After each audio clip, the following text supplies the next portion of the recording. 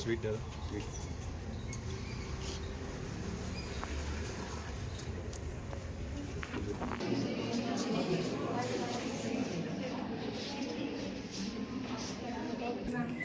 The topic of our model is hydroelectric power plant.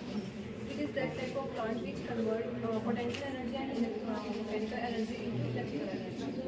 सबसे पहले हम रेन वाटर कंडक्टर में से रेन वाटर को कलेक्ट कर लेंगे, जो कि पाइप के थ्रू टरबाइन पे जाएगा। टरबाइन रोटेट करेगा जिसकी वजह से काइनेटिक एनर्जी मैकेनिकल एनर्जी और हमारा टरबाइन है वो जनरेटर के साथ कनेक्ट है, तो एक साथ रोटेट करेंगे।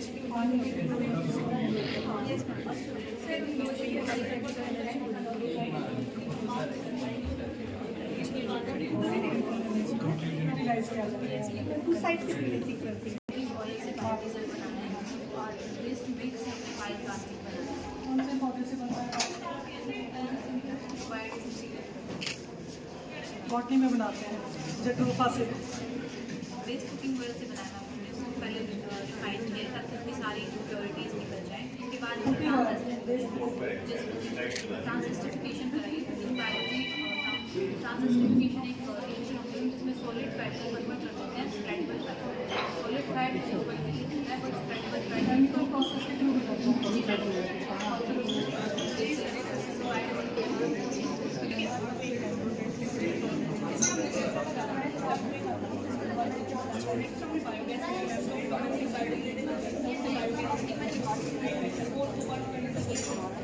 फैक्ट्री से जितना भी स्मोक निकलता है उसे कार्बन को प्योरीफाई किया है। जो कार्बन होती है वो यहाँ पे एब्जॉर्बर ट्रेन जाती है और जो क्लीन एयर है वो बाहर आता है। इसके बाद कार्बन अगर हम वापस से तक लगाए तो और लास्ट में ये फ्री की आप एनर्जी बनाने की कोशिश कर रहे हैं।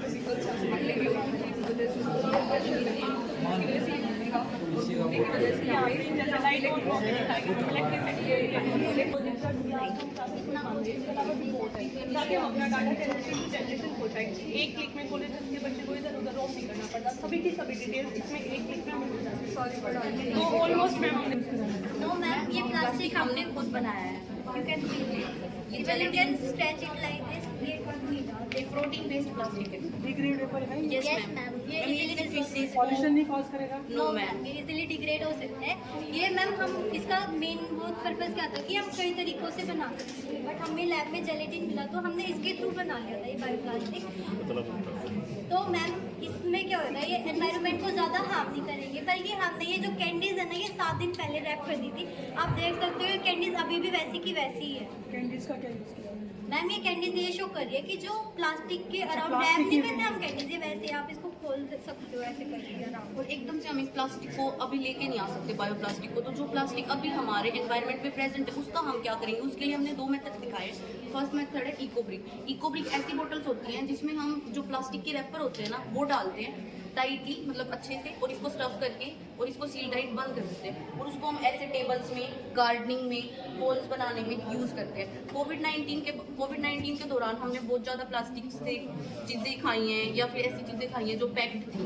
उस प्लास्टिक को 2020 में हिसार में, न्यू दिल्ली में टॉयलेट्स बनाने में ऐसी इकोब्रिक्स का यूज़ किया गया है। अब हर कोई तो इकोब्रिक्स बना नहीं सकता, तो हमारे पास कुछ वेबसाइट और इनकी एड्रेस है, इंस्टाग्राम एड्रेस, इनके पास हम प्लास्टिक भेज सकते हैं। जैसे इको करी है, इसके पास हम प्लास्टिक भेजेंगे तो ये बैग्स बनाती है उस प्लास्टिक। रोड्स बनाने में भी यूज होता है क्या मैम? सड़कें बनाने में। Yes ma'am. और जैसे ये थैली है, ये कंपनी को हम मैम आप प्लास्टिक देख भेजते हैं तो सकते ये हो शूज ये बनाती है। मेंशंस है कि कुछ बिल्डिंग्स बनी हुई है, ये घर की बिल्डिंग बनती है, ये वो बन रहा है जो गार्डन में बना हुआ है। मैम आप चाहते हो कि ये वीडियो की हमने कैसे बनाया है लैब के अंदर, तो ये वाला QR कोड प्लास्टिक है। कैसे बनाया? तो मैम इसमें आप स्कैन करोगे तो हमारी यूट्यूब की वीडियोस आ जाएगी जिसमें हम खुद बना रहे हैं इस प्लास्टिक से।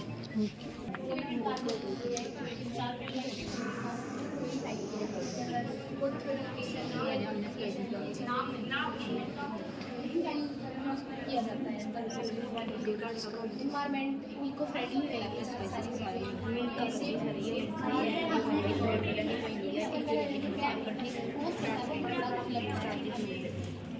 काफ़ी डेवलपमेंट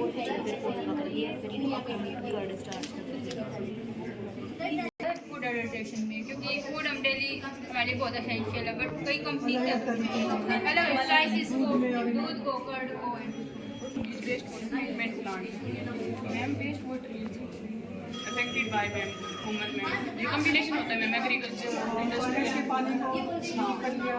इरिगेशन के लिए यूज कर सकते हैं मैम, फ्लशिंग के लिए यूज कर सकते हैं मैम।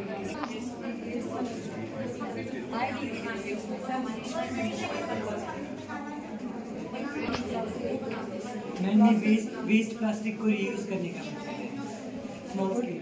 प्लास्टिक तो अपने आप में for carbon purification and the principle is absorption। यहाँ पर absorption के लिए हम activated charcoal का यूज करते हैं जो कार्बन के अंदर impurities है उन्हें absorb करके बाहर हमें environment में clean air देता है, तो जिसकी वजह से environment और हमारी हेल्थ दोनों पे कम इफेक्ट पड़ेगा।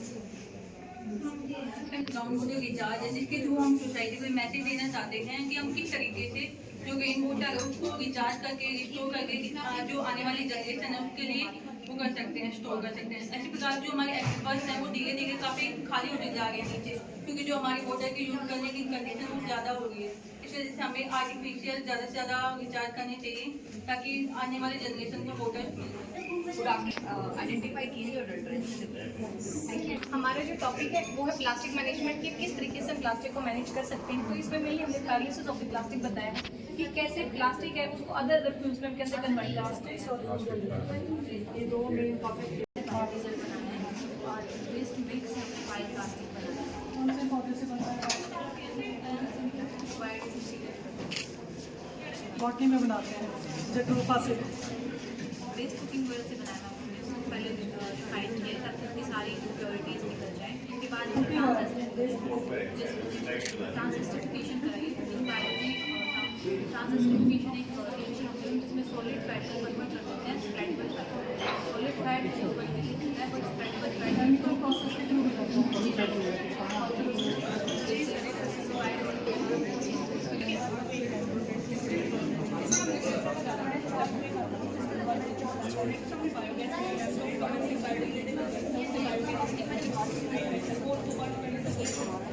फैक्ट्री से जितना भी स्मोक निकलता है उसे कार्बन को प्योरीफाई किया है, जो कार्बन होती है वो यहाँ पे गवर्नमेंट मिल जाती है और जो क्लीन एयर है वो बाहर आती है।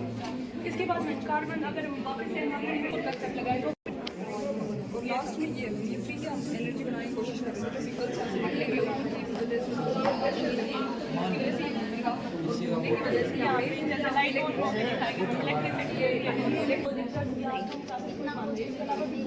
ताकि हम अपना डाटा जनरेशन हो जाए। एक क्लिक में कॉलेजेस के बच्चे को इधर उधर रोम नहीं करना पड़ता, सभी की सभी डिटेल्स इसमें एक क्लिक में मिल जाती है। तो ऑलमोस्ट मैम हमने नो मैम ये प्लास्टिक हमने खुद बनाया है।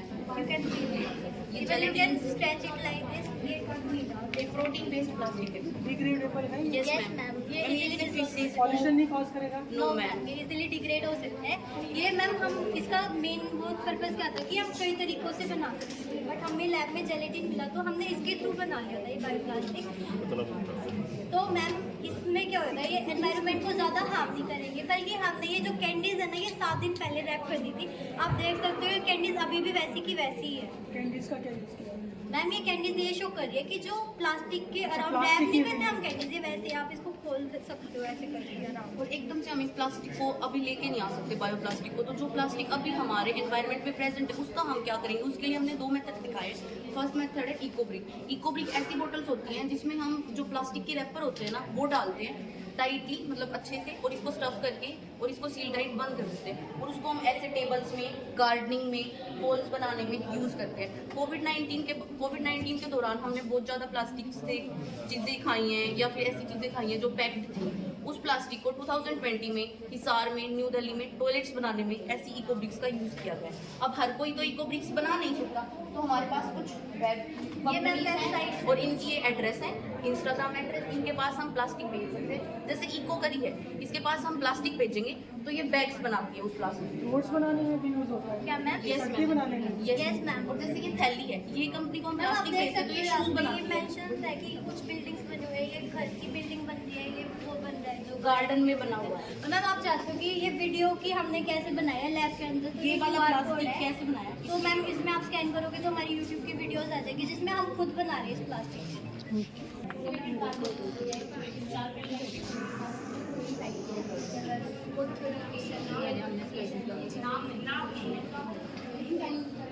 किया जाता है इन्वायरमेंट इको फ्रेंडली रहेगी इस वजह से हमारी मेन कंपनी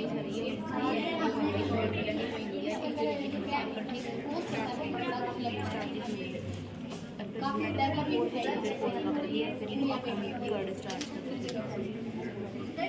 फूड एडल्ट्रेशन में, क्योंकि फूड हम डेली हमारे लिए बहुत असेंशियल है, बट कई कंपनी अलग स्लाइसिस को दूध को कर्ड को waste water treatment plant ma'am, waste water affected by ma'am human ma'am, ये कम्बिनेशन होता है मैम एग्रीकल्चर इंडस्ट्री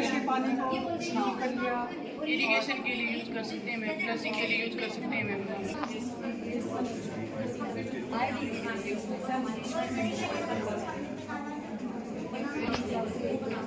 मैंने वेस्ट प्लास्टिक को रीयूज करने का मतलब है स्मॉल स्केल। प्लास्टिक तो अपने आप में and the principle is absorption. यहाँ पर एब्जॉर्प्शन के लिए हम एक्टिवेटेड चार्जेबल का यूज़ करते हैं, जो कि जो कार्बन के अंदर इम्प्योरिटीज़ है उन्हें एब्जॉर्ब करके बाहर हमें एनवायरनमेंट में क्लीन एयर देता है, तो जिसकी वजह से एनवायरनमेंट और हमारी हेल्थ दोनों पे कम इफेक्ट पड़ी। ग्राउंड वाटर रिचार्ज है, जिसके थ्रू हम सोसाइटी को मैसेज देना चाहते हैं कि हम किस तरीके से जो रेन वाटर है उसको रिचार्ज करके रिस्टोर करके जो आने वाली जनरेशन है उसके लिए वो कर सकते हैं, स्टोर कर सकते हैं। ऐसे प्रकार जो हमारे एक्टिवर्स हैं वो धीरे धीरे काफ़ी खाली होते जा रहे हैं नीचे, क्योंकि जो हमारी वाटर की यूज़ करने की कंडीशन वो ज़्यादा हो रही है। इस वजह से हमें आर्टिफिशियल ज़्यादा से ज़्यादा रिचार्ज करने चाहिए ताकि आने वाली जनरेशन को वाटर आइडेंटिफाई कीजिए हमारा जो टॉपिक है वो है प्लास्टिक मैनेजमेंट की, किस तरीके से प्लास्टिक को मैनेज कर सकते हैं। तो इसमें मेनली हमने यूजेस ऑफ द प्लास्टिक बताया कि कैसे प्लास्टिक है उसको अदर रिफ्यूज में कैसे कन्वर्ट कर सकते हैं।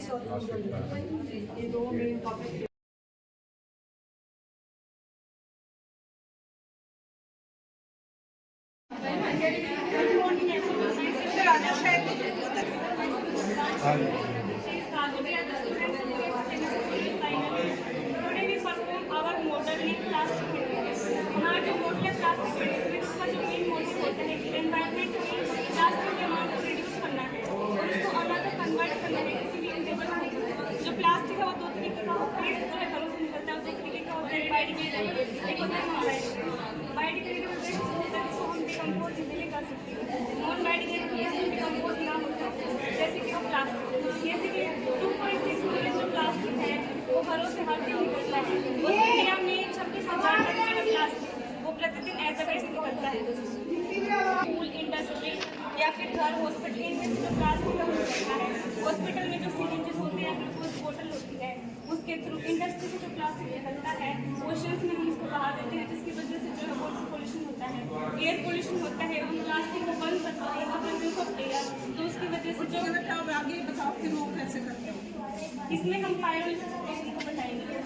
इसमें सबसे पहले घरों से जितना भी वेस्ट निकलता है उसको डस्टबिन से सेग्रीगेट आउट करेंगे, फिर एक वैन आएगी जो उस वेस्ट को फैक्ट्री तक लेके जाएगी। सबसे पहले हम पायरोलिसिस प्रोसेस के बारे में बात करेंगे। पायरोलिसिस प्रोसेस होती क्या है?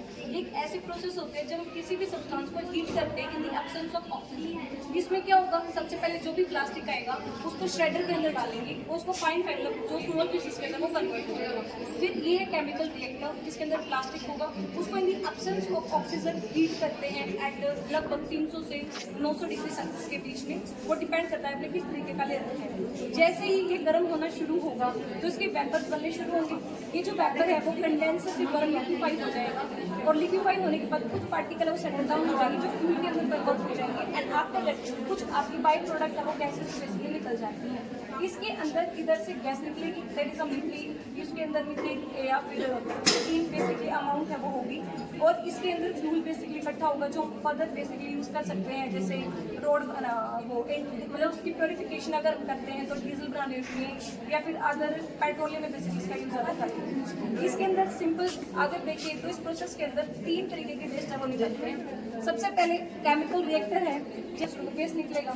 अब वेस्ट है उसको क्या करेंगे, कार्बनाइज करके उसके अंदर पॉल तार के अंदर कन्वर्ट करेंगे, and that is use in the formation of road. Fuel oil निकलेगा, फ्यूल ऑयल का बेसिकली यूज हम काम करेंगे कि भाई जहाँ बेसिकली किया जाता है, और फॉरेन कंट्री के अंदर स्वीडन है जो इस टेक्निक को यूज करता है इलेक्ट्रिसिटी को प्रोड्यूस करने के लिए। इंडिया में मतलब वहीं पे है नहीं मतलब छोटे स्केल पे है, बट अभी जैसे क्योंकि ये कहते हैं कि हर एक चीज़ के एडवांटेज डिसएडवांटेज होते हैं, इस प्रोसेस में थोड़ी सी डिसएडवांटेज है। अब लगभग जो साइंटिस्ट है वो कर रहे हैं कि भी हाँ थोड़ा पोल्यूशन कम हो जाए तो उसको लार्ज स्केल पे बेसिकली किया जा सकता है, फर्दर आगे आने वाली फ्यूचर जनरेशन इलेक्ट्रिसिटी का प्रोडक्शन हो जाएगा। वैसे तो उसको बहुत टाइम लगता है। वो तो है तो इसको थोड़ा सा वर्क भी आपको ऐसा जिससे उनकी क्वांटिटी इंक्रीज हो जाती है, बट उनकी क्वांटिटी डिक्रीज हो जाती है, जो हमारी हेल्थ को काफी अफेक्ट करती है। सबसे पहले हम चिली पाउडर, चिली पाउडर के अंदर जो बेसिकली हम एडवर्टाइजमेंट देखते हैं वो होता है ब्रिक पाउडर, क्योंकि ब्रिक पाउडर चिली पाउडर का कलर लगभग सेम होता है। तो हमारे अगर थोड़ा डाल देते हैं तो हमारे लिए डिफाइन करना बहुत डिफिकल्ट होता है कि हमारा जो है बिल्कुल प्योर है इम्प्योर है। तो अगर हमें चेक करना है कि जो हम चिली पाउडर यूज कर रहे हैं वो प्योर है या इम्प्योर है, तो हम कर सकते हैं। हमें पहले चिली पाउडर लेना है, उसके अंदर हमें पानी को मिलाना है। अगर हमारा जो चिली पाउडर है वो कम्प्लीटली डिजोल्व हो जाए और एक ट्रांसपेरेंट सा सोल्यूशन दे दें और सेटल डाउन ना हो, और अगर थोड़ा बहुत जो हो वो फाइन पार्टिकल्स ऊपर फ्लोट करेंगे, सेटल डाउन नहीं होंगे। अगर ऐसा होता है तो इसका मतलब है हमारा जो चिली पाउडर है वो एकदम प्योर है। अगर हमारा चिली पाउडर प्योर है और उसके अंदर जो अडल्ट्रेंट है वो ब्रिक पाउडर, तो ब्रिक पाउडर होगा वो एक मर्की सा सॉल्यूशन देगा, और जो ब्रिक पाउडर होगा वो सेटल डाउन होगा। Next is salt. सोल्ट के अंदर जो अडल्ट्रेंट की जाती है वो की जाती है चॉक पाउडर, क्योंकि इनका जो कलर है बिल्कुल सेम होता है। तो अगर हमें चेक करना है कि जो हम सोल्ट यूज कर रहे हैं वो प्योर है या फिर अडल्ट्रेंट है, तो हम सबसे पहले हमारा सोल्ट लेंगे, उसके अंदर थोड़ा सा वाटर डालेंगे। जो एकदम प्योर सोल्ट होता है वो कम्प्लीटली डिजोल्व होता है और बिल्कुल ट्रांसपेरेंट सा सोल्यूशन देता है। लेकिन अगर हमारा जो सोल्ट होता है उसके अंदर चॉक पाउडर भी अगर अडल्ट्रेंट होती है तो जो चॉक पाउडर होता है वो सेटल डाउन हो जाता है, वो थोड़ा मर्की सोल्यूशन दे देता है। नेक्स्ट हमारा जो आइटम है वो है मिल्क। मिल्क में जो एडल्ट्रेंट यूज होता है वो डिटर्जेंट यूज होता है। अगर हम मिल्क में डिटर्जेंट ऐड करते हैं तो इसकी जो डिटेक्शन है वो फोम की फॉर्मेशन से की जा सकती है। अगर फोम बनता है जिसका रिस्पॉन्सिबल है सोडियम क्लोरीन सल्फेट जो कि डिटर्जेंट में प्रेजेंट है, अगर फोम की फॉर्मेशन होती है इसका मतलब डिटर्जेंट प्रेजेंट है और जो हमारा मिल्क है वो अडल्ट्रेट है। प्योर मिल्क में कोई फोम की फॉर्मेशन नहीं होती है। उसके बाद नेक्स्ट जो हमारा प्रोडक्ट है वो है घी में होते हैं अनसैचुरेटेड फैट्स जो कि आयोडीन के साथ रिएक्ट करके कोई कलर नहीं देते। लेकिन अगर उसी घी में हम वेजिटेबल ऑयल या मस्टर्ड ऑयल जिसमें सैचुरेटेड फैट्स प्रेजेंट है उनकी एडिशन करते हैं तो क्लोरीन के साथ उसका ब्लैक एंड व्हाइट कलर आता है, ब्लैक एंड ब्लू कलर आता है।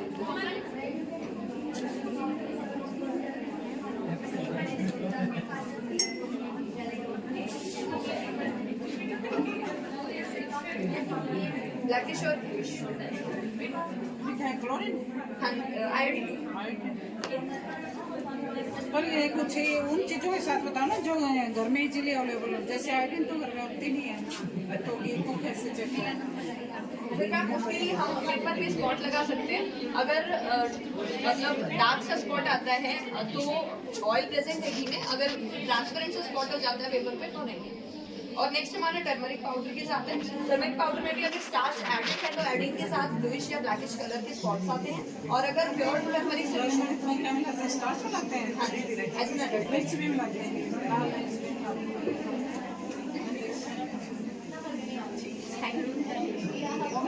Good morning, ma'am.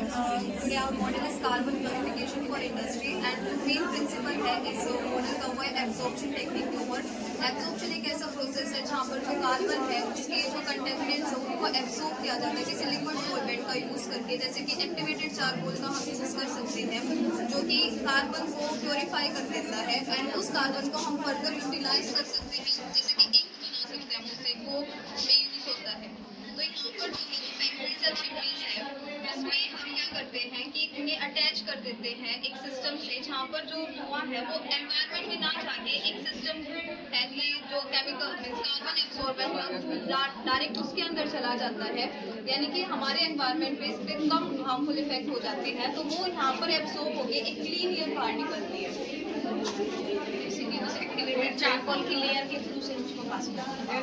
तो जिससे जो मैम एक तो डायरेक्ट जो कार्बन निकलता है, कार्बन डाइऑक्साइड निकलता है, वो बहुत हार्मफुल होता है। कार्बन मोनोऑक्साइड या डाइऑक्साइड को नहीं करेगा, खाली मिली कार्बन होगी।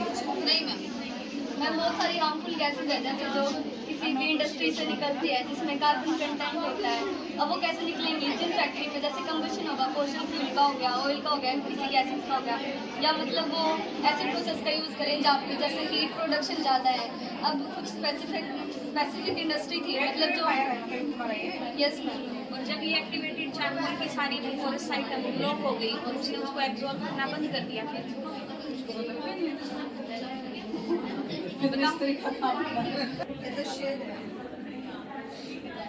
कुछ वर्किंग नहीं सिखाया है क्या? कुछ वर्किंग नहीं है। जैसे मैम यहाँ पर दिया है, जैसे अगर कार्बन है तो ये प्लेन पेपर है, इसके काला कर देगा। लेकिन ये जो धुआं है इतना ज़्यादा अमाउंट में नहीं कि वो वहाँ तक पहुँच रहा है। तो जब हम यहाँ से देखते जो हवा निकलती है वो फिर पेपर को काला नहीं करेगा।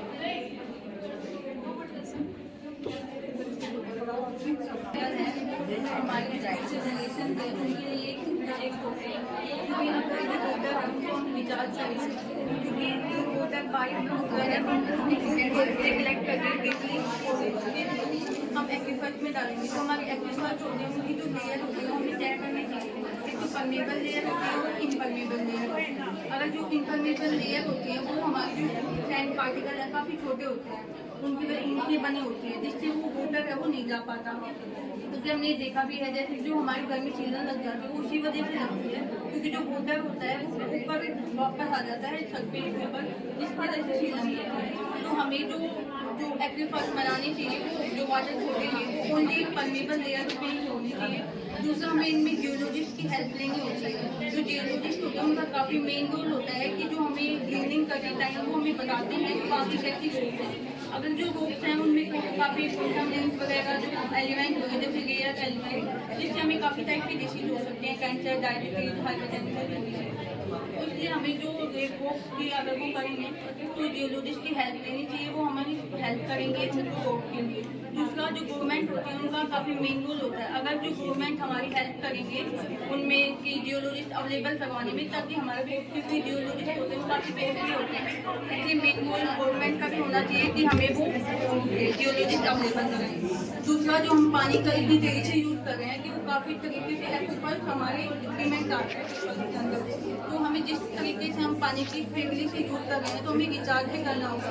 लेकिन जो नेचुरली रिचार्ज होता है वो काफ़ी स्लो प्रोसेस होती है जिसकी जगह से कोयला बनने की प्रोसेस होती है, काफ़ी स्लो प्रोसेस है। इसी वजह से हमें जो ये नेचुरली रिचार्ज की प्रोसेस के साथ साथ आर्टिफिशियल रिचार्ज भी करना चाहिए जिससे वोटर काफ़ी स्टोर होगा। उसी वजह से हमने ये किया है जैसे वोटर है वहाँ से आएगा, जैसे बारिश है जो छतें होती है ना वहीं का पानी हमें कलेक्ट करना चाहिए फिल्ट्रेशन से, फिर एक्विफाइड में छोड़ना चाहिए। अगर जो गलियों वगैरह इनका पानी अगर लेंगे ना तो हमें कॉन्टामिनेंट मिलकर वो हमें के लिए नुकसान कर सकते हैं, इसलिए जो होते हैं उन्हीं का ही पानी कलेक्ट करना चाहिए। दूसरा जो बिल्डिंग्स होती हैं गवर्नमेंट की बिल्डिंग वो काफ़ी बड़ी बड़ी बिल्डिंग्स होती हैं तो उनका पानी हम वहाँ से अगर ये काम स्टार्ट करेंगे तो काफ़ी बेनिफिट होंगे। इसी वजह से जो जनरेशन होती है उनमें ही करना चाहिए।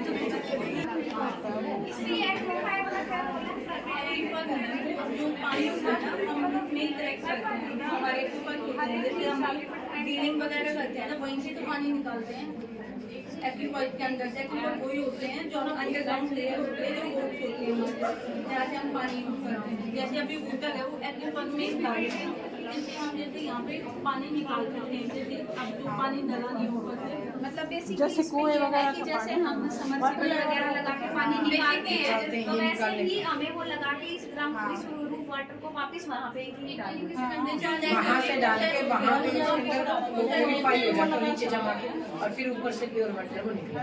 क्योंकि जो नेचुरली प्रोसेस वो काफी स्लो है, धीरे धीरे जैसे यूज कर रहे हैं बट नेक्स्ट जनरेशन में पानी काफी होगा।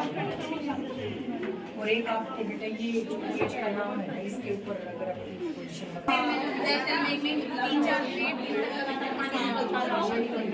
वो लैंड सफेरेंस की वजह से वहाँ पे बिल्डिंग तो वो नीचे उनकी गर्दी की तरफ चली गई उसी वजह से गर्दी क्योंकि एक्विफर होते हैं वो खाली होते जा रहे हैं हमारे।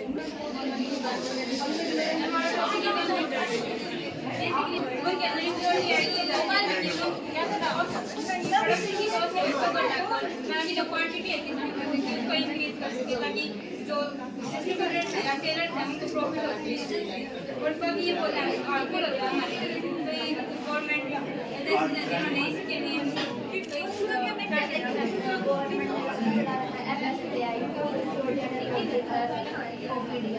ये हमें बताता है कि हमारे पास होते हैं और जब भी प्रोडक्ट में ये एमआर वगैरह होते हैं आ जाता है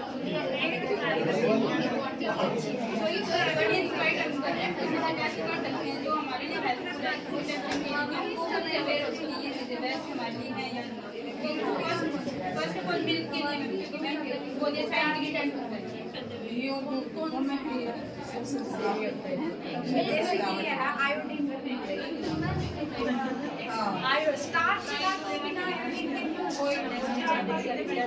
अगर मैं प्रेजेंट होगा तो इसका कलर चेंज हो जाएगा आयोडीन डालने से। कौन तोड़ू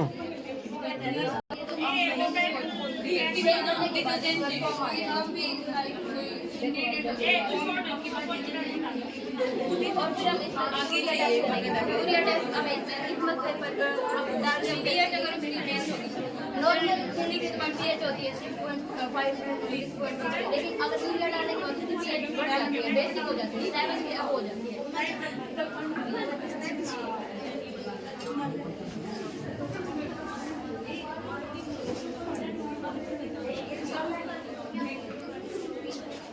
जैसा कि ये लाइट ब्लू तो इसमें लाइट थोड़ी कम अमाउंट है लेकिन है और हमारे मैनेजमेंट प्राइस का भी बहुत यूज होता है तो उसमें भी के साथ भी कर्ड भी एक मिक्स प्रोडक्ट होता है तो उसमें भी सेम स्टार्ट की कोई ना कोई एडिशनल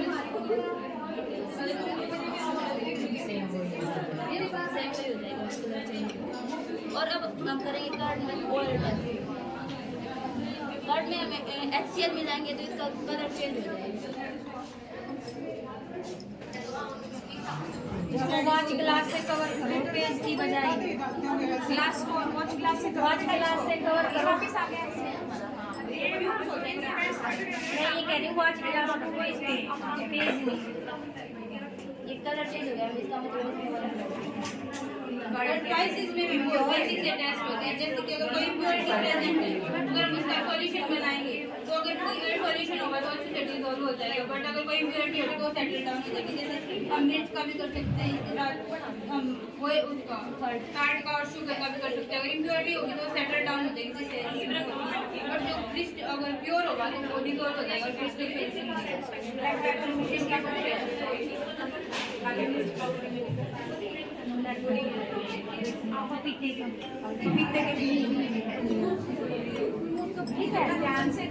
और ये थोड़ी टेस्ट ट्यूब में की जाती है मेरे टेस्ट ट्यूब से की जाती है HCl इसको कभी भी यूज नहीं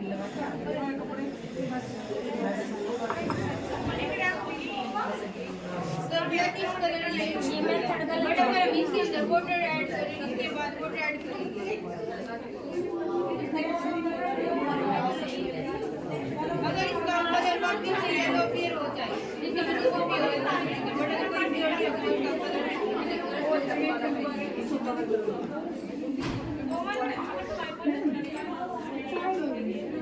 जैसे में 20 का एब्रेक जो कलर होता है ना का येलो होता है वो नहीं आता तो ये कुछ pure detergent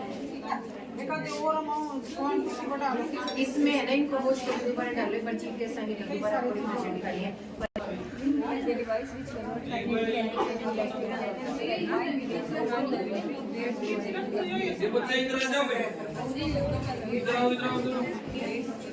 the soft to rotate the conveyor as it uses wind. That wind is a valuable source of energy, so it produces electricity. So it produces the energy. The energy can be used in many ways, such as in producing electricity and also in the manufacturing of cars and which the energy requirement can be fulfilled by the energy which is produced during this process.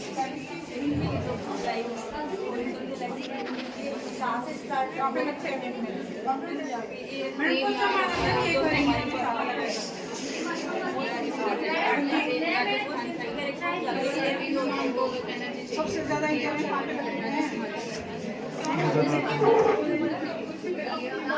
इसको भी आपको cover करना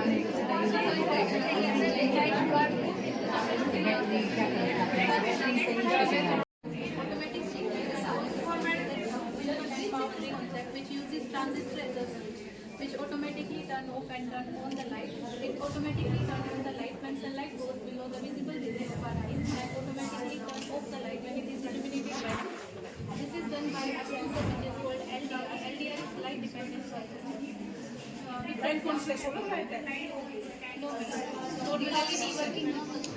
ma'am यहाँ से जब इसकी light की जब इंटेंसिटी ज़्यादा होगी तो LDR का रेजिस्टेंस डिक्रीज हो जाएगा, रेजिस्टेंस डिक्रीज हो जाएगा जिसके कारण ये स्विच ऑफ हो जाएगी। और जब इंटेंसिटी जब लाइट की कम हो जाएगी तो रेजिस्टेंस इंक्रीज हो जाएगा जिसके कारण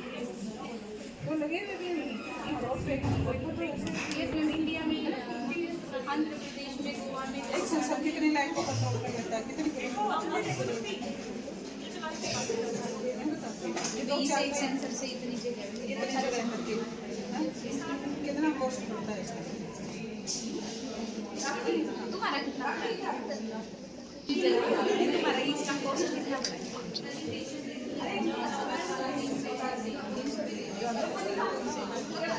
ये कन्वेंशनल से जो नॉर्मल स्ट्रीट लाइट होती है नहीं, इसके लिए लाइट भी स्पेशल लगानी पड़ेगी। लाइट तो वही रहेगी, चाहे सोलर लाइट है तो भी है, वही रहेगी। खाली इसको कंट्रोल करने के लिए कहाँ से कौन सा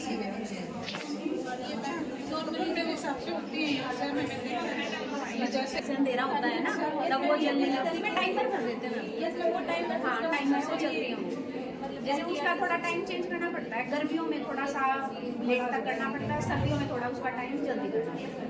तो उसकी मेजर डिसएडवांटेज हो जाती है कि टाइम को सेट करना पड़ेगा, लेकिन यहाँ पे LDR की ऐसा कुछ ये लाइट की इंटेंसिटी पे बेसिकली क्योंकि मेजर जो एक्सीडेंट्स वगैरह होते हैं वो लाइट कमी के कारण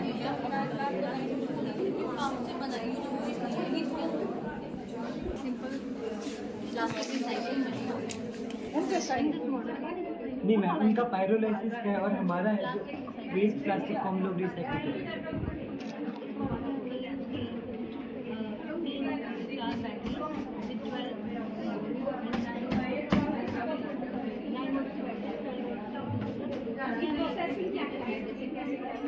मैम ये जो रोटर है ये जब रोटेट करेगा तो ये जो वेस्ट प्लास्टिक है ये इसके अंदर जाएगी। इसके अंदर हमने एक मोटर यूज करी है, ये 12 वोल्ट की है डीसी मोटर है। तुम यहाँ पे डालोगे सीधा उसी में क्यों निकाल देते? नहीं मैम, मतलब अभी कुछ टेक्निकल इश्यूज की वजह से ये रोटेट नहीं हो पा रहा, बट मतलब ये जब रोटेट होगा तो इसके अंदर जाएगा। वो तो ठीक है जाएगा, मगर यहाँ पे भी कोई डालने का डालेगा ना कोई? हाँ जी मैम, यहाँ पे मतलब नहीं मैम, मतलब ये जो वेस्ट है ना ये से रोटेट होकर जाएगी, ऑटोमेटेड मशीन है तो ये इसके अंदर जब जाएगा तो इसके अंदर एक ब्लेड्स है। हाँ, तो ये जो बड़े वाली जो पीसेस है उसको ये कट करके छोटी पीसेस में ऐसे ये रोटेट होगी तो इसको स्कैटर कर देगी, छोटे छोटे पीसेस में स्कैटर करेगी, फिर ये ऐसे करके ये जो पीसेस है फिर ये जाएगी इस कलेक्शन बीम में। इस कलेक्शन बीम में एक सबमर्सिबल पंप है, जब ये पंप चलेगा तो ये वाटर रोटेट होगा एजुकेशन की मदद से, और जो वेस्ट प्लास्टिक में जो डर्ट होगा वो से निकल जाएगा। हाँ, और फिर ये इसमें आएगी, इसके अंदर एक ऑटोमेटेड हीटर भी है। ऊपर से मैम ये जो रोटेशन होएगा ना उससे मतलब एक मोटर भी इसके अंदर इंस्टॉल होती है, जिससे ये इसके अंदर आ जाता है।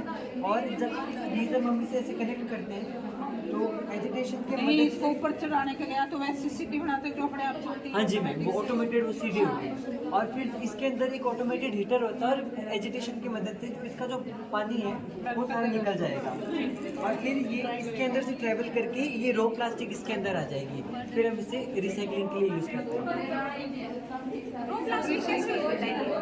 मतलब इसको ये पहले कट कर देंगे स्मॉल पीस में, हाँ, स्मॉल पीस में वॉशिंग हो गई। तो उसके लिए इतना प्रोसेस करना पड़ेगा, उसी के लिए वो पीस में कट करेंगे। मैम ये मतलब क्या ऐसा है कि हम अलग अलग अगर हम कुछ टेक्निक से करते हैं। ये जो प्लास्टिक मान लो कोई भी प्लास्टिक की आइटम है, ठीक है ना, वो 1 साल यूज हो गई, 2 साल, प्लास्टिक की चेयर ही है, ठीक है, वो टूट चुकी है, ठीक है, आप उसको साइकिल करोगे, क्या उसकी जो टेंसाइल स्ट्रेंथ है, जो ये जो प्लास्टिक आप निकालोगे, क्या सेम स्ट्रेंथ का क्योंकि ये तो बस वॉशिंग ही तो ही है। हाँ मैम, बस उसका जो फिजिकल स्ट्रक्चर है वो उसको चेंज करके उसको मतलब छोटी छोटी पीसेस में कन्वर्ट कर देंगे। आप इसी को मेल्ट करके मेल्ट करके हम लोग इसे रीयूज करते हैं। प्लास्टिक हो जाता है। Yes ma'am. स्ट्रेंथ होती भी है, कई बार हम नहीं देखते कि जो फ्रेश चेयर होती है वो कुछ और प्राइस की होती है, कि वो सेकंड प्लास्टिक थर्ड प्लास्टिक वो यही होता है कि वन टाइम यूज हो रखा है, फिर सेकंड टाइम थर्ड टाइम। इसका मैम मोटिव ये है कि हम जितना मतलब प्लास्टिक को रीयूज कर दें, तो क्योंकि प्लास्टिक हमें सबको पता है कि एक नॉन बायोडिग्रेडेबल मटेरियल है, उसको डिकम्पोज होने में मिलियंस ऑफ ईयर लगेंगे। तो मतलब प्लास्टिक को बार बार अगर हम रीयूज करेंगे तो उसका जो प्रोडक्शन है वो थोड़ा कम हो जाएगा, जिसकी वजह से हमारे पोल्यूशन में थोड़ी रुकावट आएगी।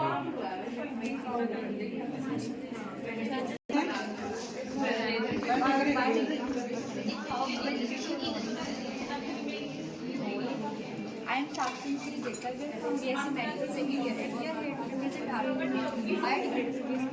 This video will explain how biodegradable waste is managed and how we can efficiently biodegradable waste management and go through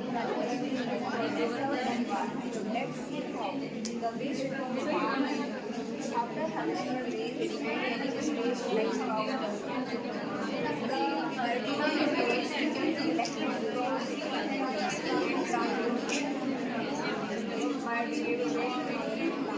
as soon as it reaches to the plant, the waste is mixed with water to create a slurry and then it is transported to the fermentation tank. There it is fermented and gases are released. Gases are stored in a biogas storage tank and then it rotates turbine through a pressurized gas pipe. As turbine rotates, it generates electricity and electricity is transported to powerhouses and then from powerhouse it is reaches to our homes. Also, slurry from biodegradable waste is created in biogas plant. This is this chamber and in this chamber methanogens own the waste and biogas is produced, which is mainly composed of methane and carbon dioxide. This gas is used for cooking in our homes and can be used as biofuels too. Biogas is compressed and then transported to the biofuel tanks. Then it is transported to CBG pumps where it is used as fuels. Also, the gas is transported to the industries where it is used to synthesize other gases and other gases are released in atmosphere. Thank you. कितना time लगता है इसको? Ma'am, it depends on the waste. If the waste is animal pee, it generally takes नहीं अपने आप decompose होता है, कुछ डालते हो No, ma'am. वगैरह क्या करते हो? कैसे डिकम्पोज होगा? It can be decomposed using high temperature pressures or bacteria like pathogen species and anaerobic bacteria. कितना टाइम है? Generally 15 to 30 days for animal pee like waste, or if the waste is like leaves or yes ma'am. Yes ma'am. Goat and leg plants.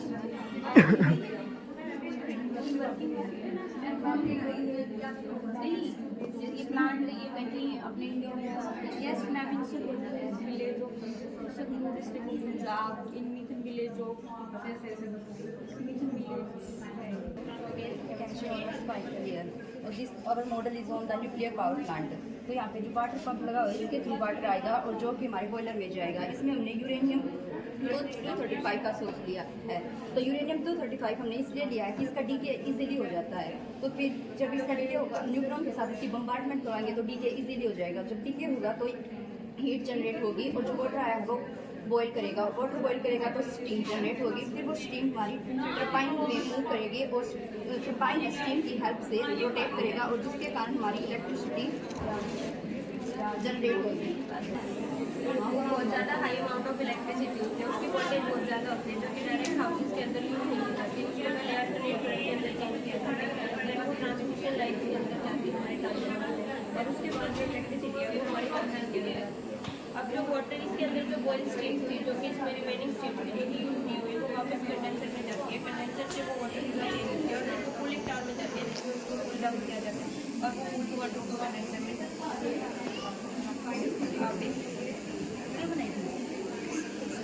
इसमें कोई new fusion वाला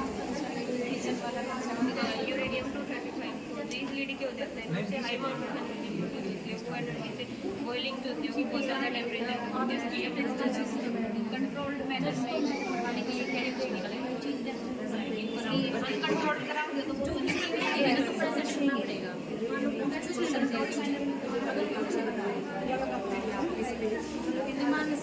बेटा बताओ interest हुआ। Rent में जो भी चीज़ें पूछी जाती है, कंट्रोल रोड इसकी बनी होती है, कूलेंट क्या यूज करती है।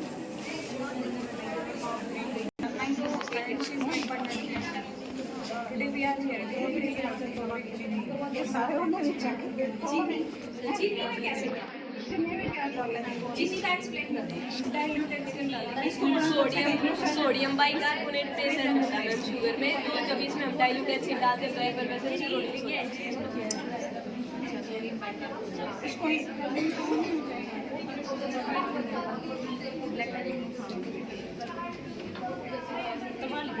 और इसमें तो ऐसे ही नजर आएगा डाला हुआ है, तो क्योंकि इसके इतने काम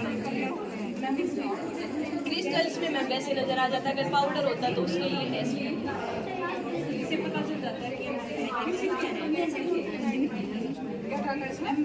डाइल्यूट एसिड, क्योंकि इसमें सोडियम बाइकार्बोनेट लो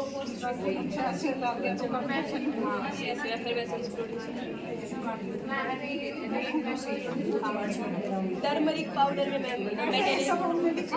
तुम सारे एक जैसा क्यों बनाते हो आपस में? बता तो नहीं हमारी क्लास में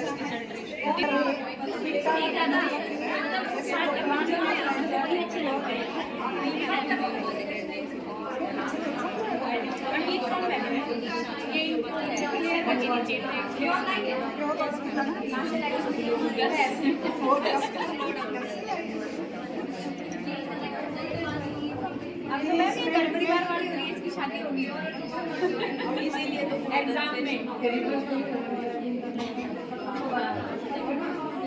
इसमें कोई ज्यादा नहीं इस वाले में वो इतनी देर होगी ना, दोनों एक साथ दोनों तो पता हो जाएगा।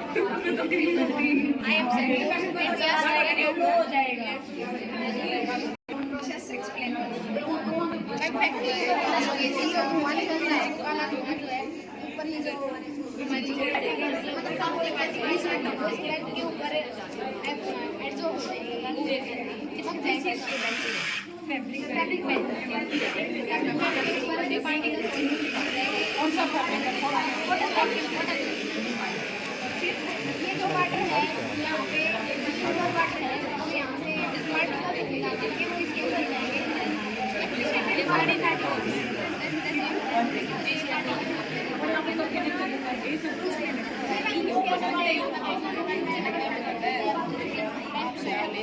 पानी के अंदर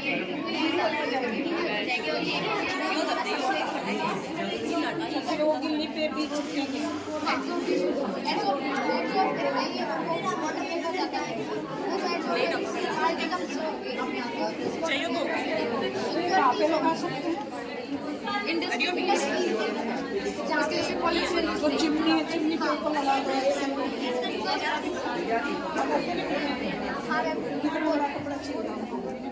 वो तो मैं के हिसाब से कि हम स्कूल्स के मॉडल है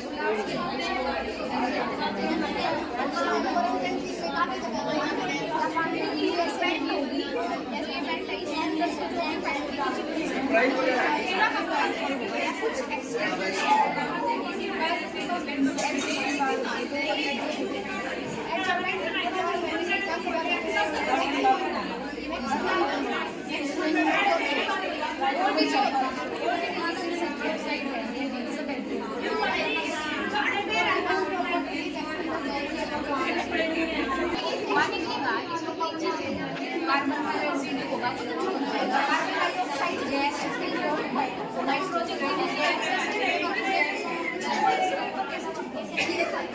ओनली कार्बन का कंटेंट जो अनबर्न्ड कार्बन होगा वही चिपकेगा।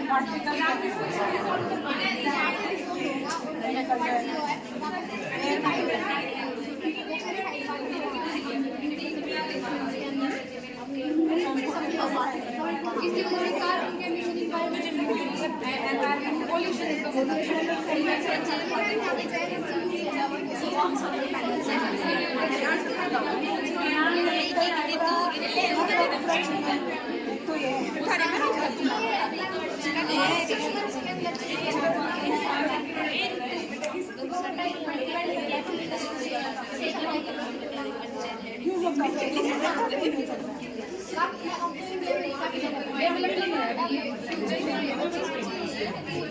डेवलपमेंट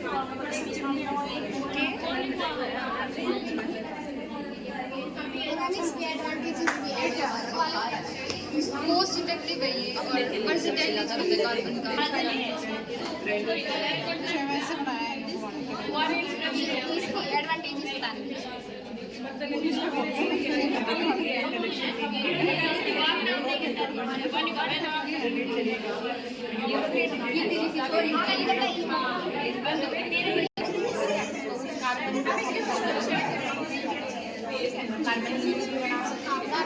मतलब कार्बन आ गया हमारे पास, कार्बन जहाँ जाएंगे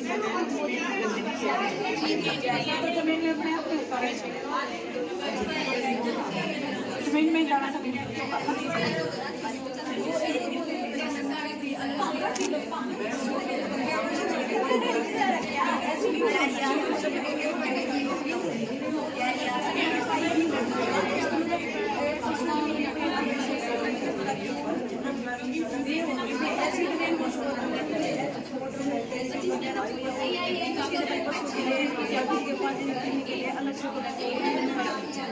मतलब रेन के वाटर को प्यूरिफाई करके फिर यूज करें, इसमें कंटामिनेंट्स फिल्टर हो जाएंगे। मेन टैंक में डाला, टैंक के बाद सीमेंट को डाला,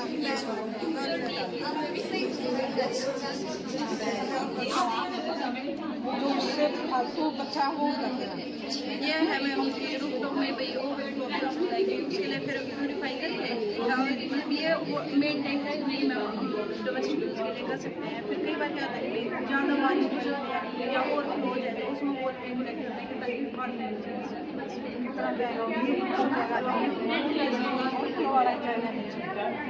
इसके नीचे लगा दिया, सारा नीचे लगा दिया। नहीं मैम इसको लगाया है, ऊपर लगाया है कि ओवरफ्लो हो जाए। And my name is Neha Goyal. Today we are here to discuss about bioplastic and How we can manage the plastic that is already present in our environment. तो मैम जैसे कि हर सिक्के के दो पहलू होते हैं, ऐसे ही प्लास्टिक के भी दो पहलू हैं। एक तरफ तो मैम वो हमें इजीली अवेलेबल है और मैम दूसरी तरफ वो एनवायरनमेंट को इतना नुकसान है। तो हमने क्या किया, हमने एक ऐसा प्लास्टिक बनाया जो एनवायरनमेंट में जाके इजीली बायोडिग्रेडेबल हो सके।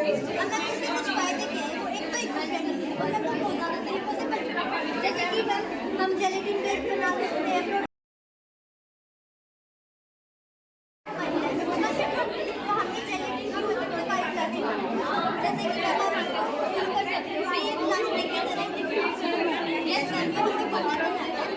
अगर आप चाहते हैं हमने ये वीडियो देखने तो हम यहाँ पे QR कोड और हमने कैश और मैम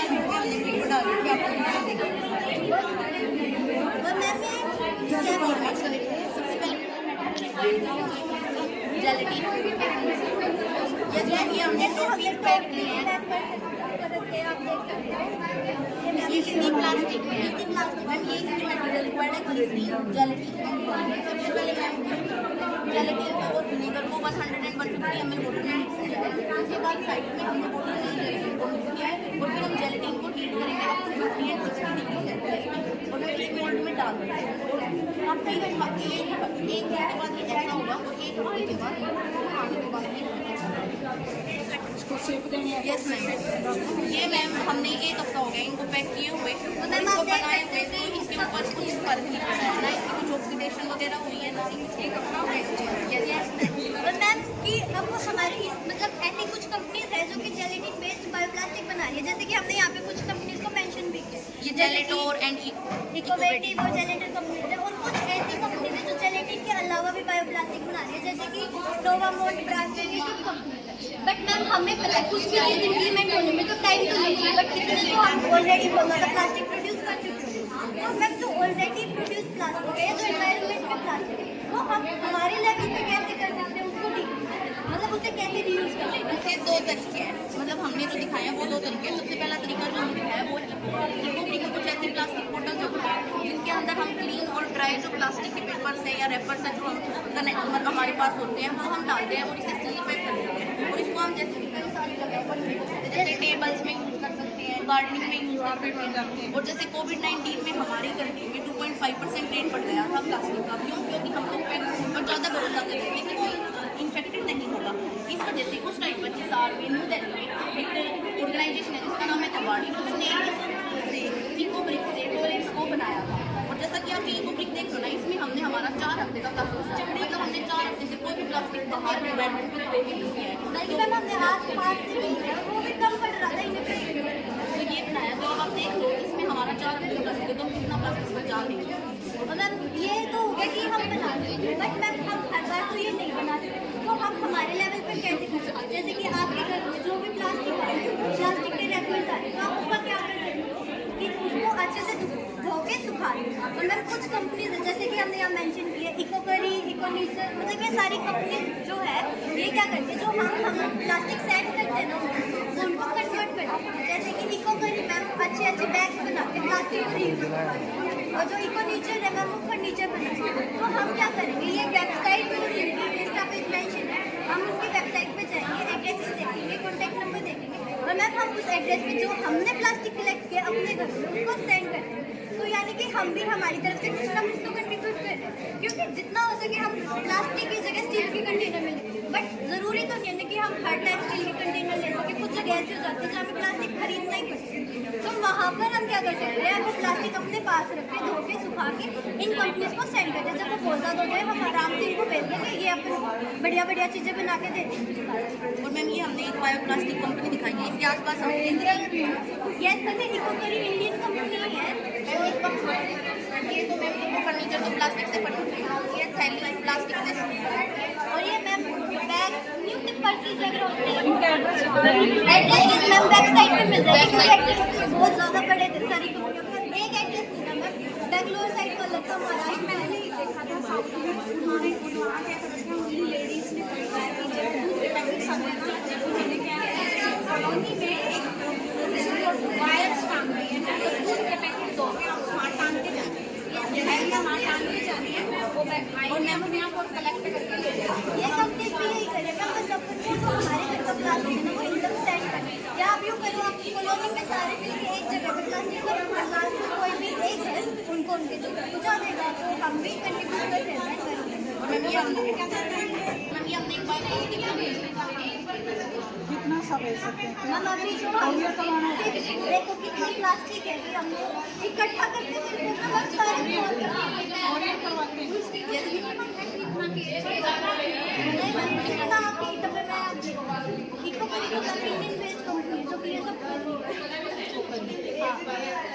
और मैम ये हमने बायो प्लास्टिक कंपनी बनाई है, इसकी फैक्ट्री बनाई है, इसके आसपास हम लोग हमने एक ग्रीन दिखाया है, ये दिखा रहा है कि ये इको फ्रेंडली, और साथ में हमने ये पॉइंट बनाई है, ये प्रीशियस है, क्योंकि हमारे जो प्लास्टिक है उसकी वजह से जो पुरानी है वो कुछ आ गया, वो खत्म हो रही है और इंडेंजर्ड स्पीसीज में काउंट होने लगी है। इसी वजह से बायो प्लास्टिक इनके लिए भी हार्मफुल नहीं है, क्योंकि हम स्पेशलिटी बना रहे हैं, ये प्रोटीन बेस्ड प्लास्टिक है, तो इनके लिए होना बुरा नहीं अच्छा है।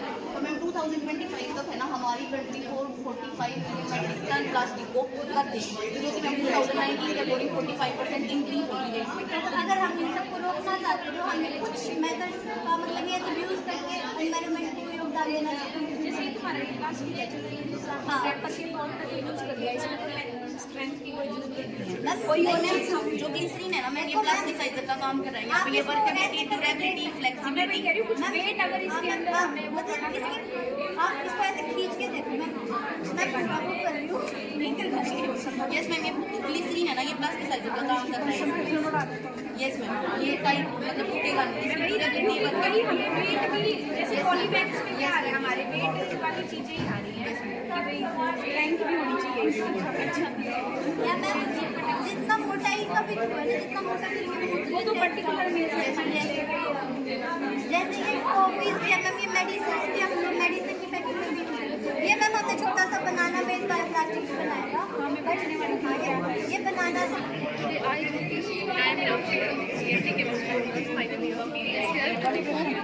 An experiment, basically this is food education. It is an experiment, not a project. So basically हम लोग साइंस के स्टूडेंट्स हैं, तो हमें ना केवल साइंस के लोगों को अवेयर करना है, बल्कि हर लोग जो इन फूड आइटम्स को यूज़ कर रहे हैं उन्हें भी अवेयर करना है। फूड एडल्ट्रेशन बेसिकली क्या है, एक्सीडेंटली या फिर इंटेंशनली। डिटर्जेंट कई बार मिल्क के अंदर आ जाता है, वो केयरलेसनेस होना, वो चीज़ें वॉश ना करना, उसकी वजह से वो एक्सीडेंटली भी पानी हो सकता है।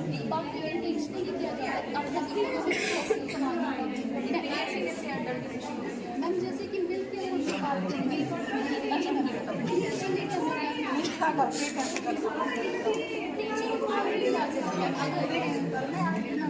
अच्छा नॉर्मली चेक करना चाहेंगे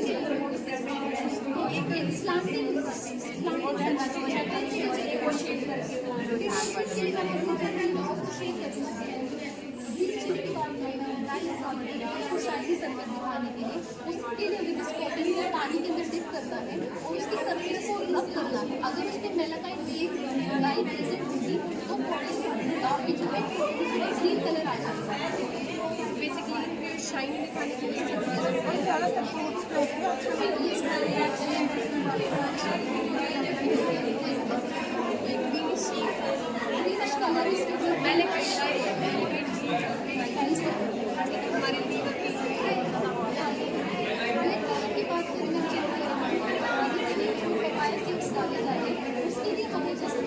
थोड़ा सा हमें बस इसको डाल देना है जो हमारी पानी को पाउडर फॉर्म में पाउडर फॉर्म में तो मैम उसमें पपाया सीड्स मैम हाँ जी मैम नीचे पाउडर नीचे सेट हो जाएगा और जो अपना पाउडर ब्लैक पेपर का कुछ इतनी पानी के ऊपर फ्लोट करेगा। कॉफी के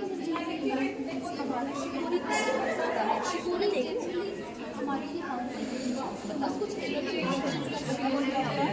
फॉर्म में डाला जाता है। सेम इसी के कलर का इसी के टेक्सचर का होता है। हाँ जी मैम इसके लिए हमें जस्ट क्या करना है पानी के अंदर इसको डालना है। शिकोरी जनरली सिंक कर जाता है हमारा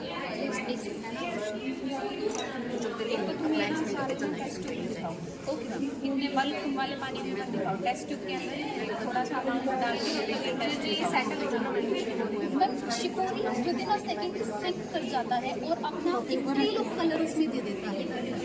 one of the best brand की कॉफी है जिससे नेस्ले हम जो बेसिकली हम लोग यूज करते हैं उसके अंदर ये 30 अंदर कॉफी कम्युनिटी वो नंबर की है ये इसलिए मोस्ट ऑफ द कंटेंट उसमें शिकोरी और इसका फ्लेवर भी और ये भी सब कॉफी के जैसा कैरामलाइज करना इसलिए वो सेटल डाउन हो गया। ऊपर देखिए आपने ऑयल के कुछ लेयर से आ गए क्योंकि वो कैरामलाइज है तो वो ज़्यादातर सेटल डाउन होता है। सारा सेटल डाउन हो गया अभी तो ये हमने अपने लेवल डेली हम लोग चाय पत्ती पीते हैं। चाय को कलर उसके अंदर डाइस डाले जाते हैं ताकि अच्छा कलर आए चाय के अंदर। उसके लिए मैम हमें कुछ नहीं करना है जस्ट हमारा फिल्टर पेपर लेना है उसको थोड़ा सा वेट करना है उसके बाद साइड में पानी थोड़ा सा लगा देंगे। सर अगर उसमें हम डाई प्रेजेंट इसके ऊपर हमारा जो टी हम लोग यूज़ कर रहे हैं उसको डाल देंगे। जनरली अगर इसके ऊपर डाई होती है जो ये हमारा पर एक स्मोक आ जाएगा कलर आ जाएगा। ये मैंने उसका भी खाएगा लेकिन जो डाई होती है उसका तो मॉइस्चर एब्जॉर्ब करके भी उसके ऊपर जो है डाई का कलर आ जाता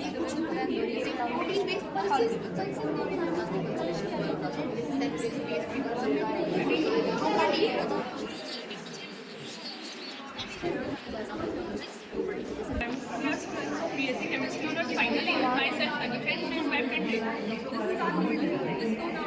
smart life this model is basically integrate color sustainable and disaster resilient technologies which are very critical for India's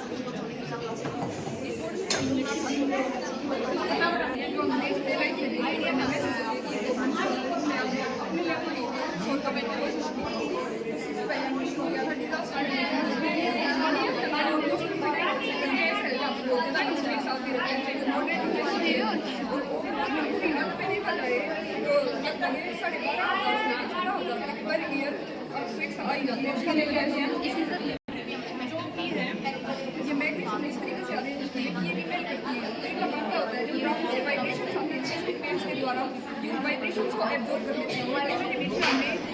isolate कर दिया इस वजह से वो वाइब्रेशन से यहाँ तक पहुँच भी नहीं सकते। अब अगर अर्थक्वेक आएगा तो हम यहाँ देखेंगे अगर एक केस हम आपको प्रूव कर सकते हैं कि कैसे ये अर्थक्वेक रेजिलिएंट है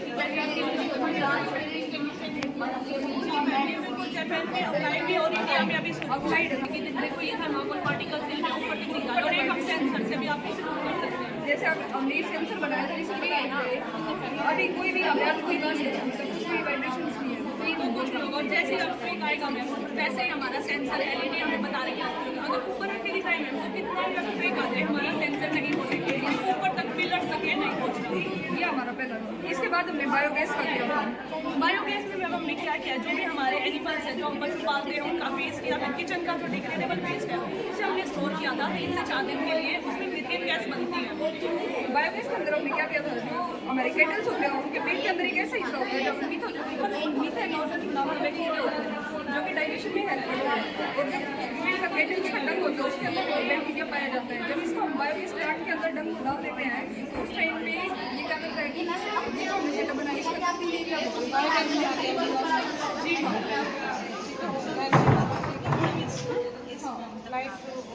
जी मैम, यहाँ पे लाइट यहाँ पे हमने कॉटन का यूज़ कर रखा है। जैसे अगर हम आपको जला के दिखाई देंगे ब्लैक होकर दिखा देंगे, फिर आगे हमने 4 ब्लैक से नाम दिया है यहाँ से इधर आप हमें क्लीन एयर बाहर निकलते हैं, क्योंकि ma'am India 3rd largest producer है ग्रीन हाउस गैसेज का, और जो हमारी इकोनॉमी है फिर ये घर में जैसे ये फैक्ट्री में मैम, फैक्ट्री है मैम, जी मैम क्योंकि चूल्हे वाला भी हमने टैकल किया उधर हम बायोगैस यूज़ करते हैं। फैक्ट्री का से ये मैं हम बता रहे हैं ना, जैसे कि जितने भी हम डेली पूरी सिटी हम बनाते हैं, पूरी स्मार्ट सिटी बना रहे हैं मैम। चूल्हे वाला कह रहे हैं उसके लिए हमने ये किया कुकिंग में हमें बायोगैस यूज़ करनी चाहिए, तो घर की बात है ना। जी मैम।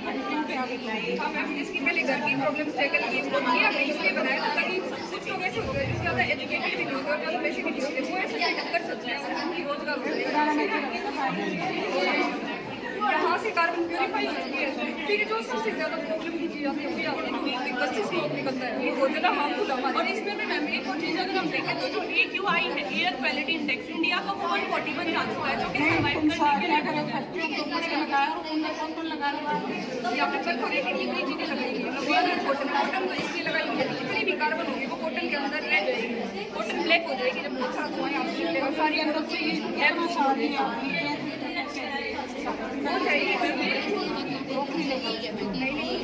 मैं भी हमने इसमें परफोरेटेड सिस्टम बना रखा है, जो कॉटन है वो हमने लगा रखा है, लेकिन इधर भी होल्स है, इधर भी ये फिर हमारे इसमें भी होल्स है, पूरा परफोरेटेड सिस्टम है, सारा कार्बन इधर आके नहीं मिलेगा, सिर्फ कार्बन पॉइंट इतना सारा धुआं तो कितने प्रेशर से आएगा इस कॉटन को फेंकने? ये सेटअप ही सारा बनेगा ना मैम उसके साथ।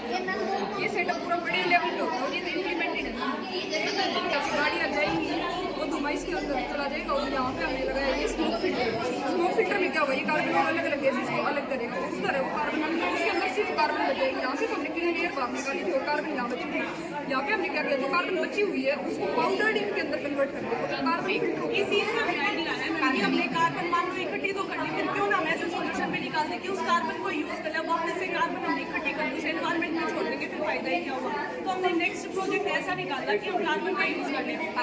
तो जी मैम, और ये जो इंक है इससे जो पेन भी बनाए हम कोशिश करें कि हैशटैग बाइक प्लास्टिक यूज़ करें, क्योंकि वो बायोडिग्रेडेबल है, पॉलीप्रोपाइल। इस एक हमने प्लास्टिक मैनेजमेंट में एक मतलब कर दिया, क्योंकि एक बच्चा लगा 1 महीने में 10 पेन यूज़ करता है, तो कितने करें तो हमें पेन्स भी जो है वो बायोप्लास्टिक के बनाने चाहिए।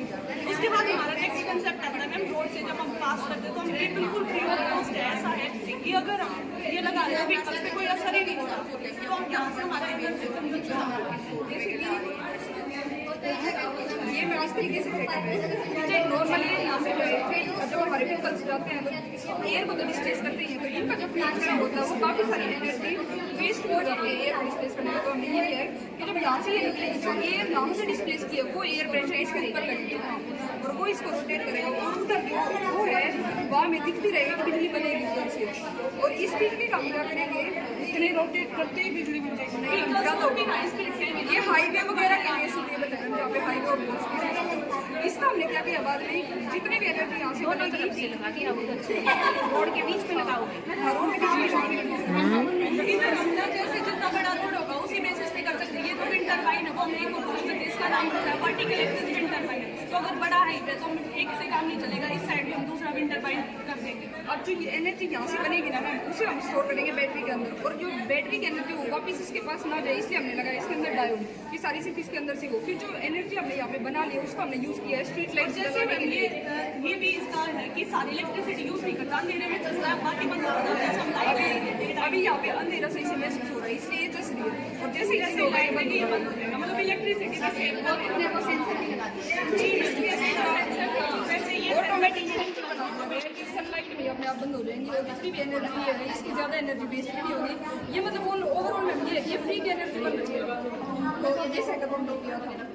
उसके बाद ma'am last but not least हमने डिजिटल एजुकेशन किया, क्योंकि इंडिया में क्या माइंड सेट है, डिजिटल एजुकेशन के नाम पे या तो क्लासेस में प्रोजेक्टर लगा देते हैं या जो क्लासेस ले लेते हैं, लेकिन इसके अलावा हमने सबसे आइडिया लगाया कि उसके अंदर भी अप्लाई कर सकते हैं। जब एक मॉडल में नए बच्चे आते हैं तो उधर नहीं घूमना पड़ता, बस एक क्लिक करना है और वैसे ही बहुत सारी ऐप होती है कि हमारी कोई नोटबुक हो जाए, हमें सॉफ्ट बन जाता है और जनरेशन टू जनरेशन हम डाटा भी दे सकते हैं, कभी भी खोल के देख सकते हैं। और ऐसी कुछ जॉब्स भी ओवरऑल में ये पूरा हमने इसलिए बताया कि इतनी समस्या है हमें डेली लाइफ में चली गई है, जरूरत होता है रोजगार और मैं सभी का समस्या ऑलमोस्ट सारे हमारे जो हमने 6 चीजें हैं सभी की सभी वर्किंग एक काम अगर हमने कार्ड होगा है, अदरवाइज वो भी हम लेके आ सकते हैं क्योंकि अभी स्मॉल स्केल का काम नहीं कर सकते। उसके बाद सारी वर्किंग चीज़ें जी मैम, ये जो स्मार्ट सिटी है ये दूसरे नेशंस में ऑलरेडी है, तो हम चाहते थे हमारे इंडिया में भी आए ना कि ना सिर्फ साइंस एग्जीबिशन या प्रोडक्ट इंडिया हम चाहते थे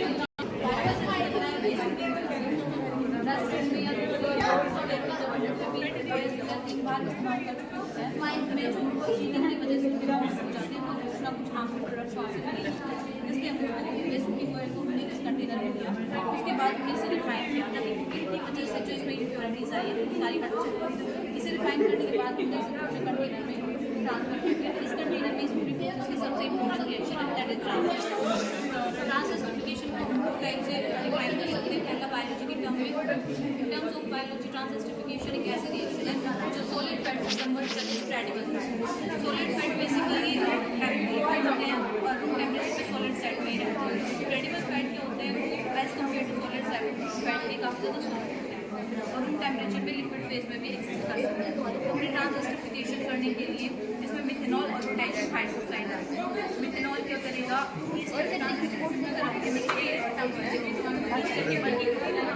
ये लाइट वेट हाइड्रोजन के साथ कनेक्ट होगा, यानी कि एक फैट ग्रुप एक लाइट वेट ग्रुप में इस तरह में कन्वर्ट होगा।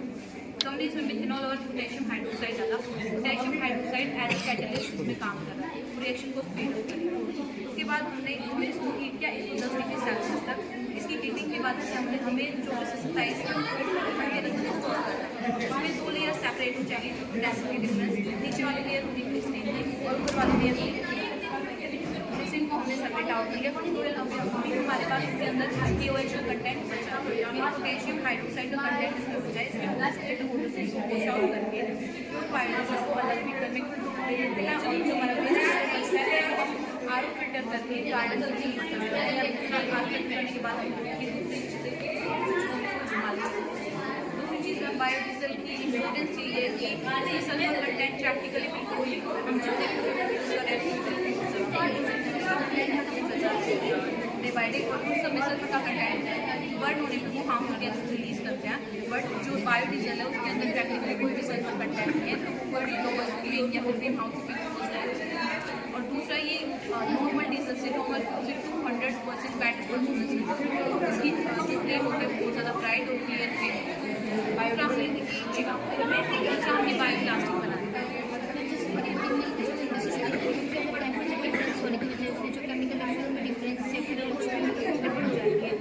हमारा जो है वो कैसे उसको यूजफुल बनाने के लिए हम उससे बायोप्लास्टिक बना सकते हैं। जैसे हमारे पास एक कैसन है, ये वाला बायोप्लास्टिक बनाया है करने के बाद उसको बॉईल करेंगे, आधे घंटे के लिए उसको बॉईल करेंगे, उसके अंदर बेकिंग सोडा डालेंगे और उसको इसी तरह से कवर करके 2 घंटे के लिए जैसे पेस्ट रखेंगे, तो उसके अंदर पार्टिकल्स ऊपर आ जाएंगे। बना के देखना चाहिए था, जैसे देखो उन्होंने वो बनाया हो ना, अच्छा बना हुआ है, बना और डाला तो अलग इम्पैक्ट आता है।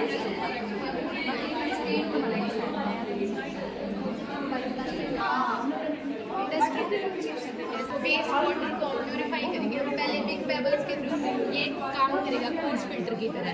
इसमें पार्टिकल्स रिमूव होंगे लाइक वेबनेस, फिर ये जाएगा स्मॉल पेबल्स, फिर मोर फाइन पार्टिकल्स रिमूव होगा, सैंड की तरफ रिमूव करेगा। जब मोर फाइन पार्टिकल्स रिमूव हो गए at last water act as a fine filter, फिर हमें प्योरीफाई वाटर मिलेगा जिसका आप यूज़ कर सकते हैं। लेकिन ये अनफिट फॉर ड्रिंकिंग है, ये जस्ट इंडस्ट्रीज में, यस मैम, जिसे आप सिर्फ इंडस्ट्रीज में, कार वॉशिंग में या प्लांटिंग वाटर्स में यूज़ कर सकते हैं।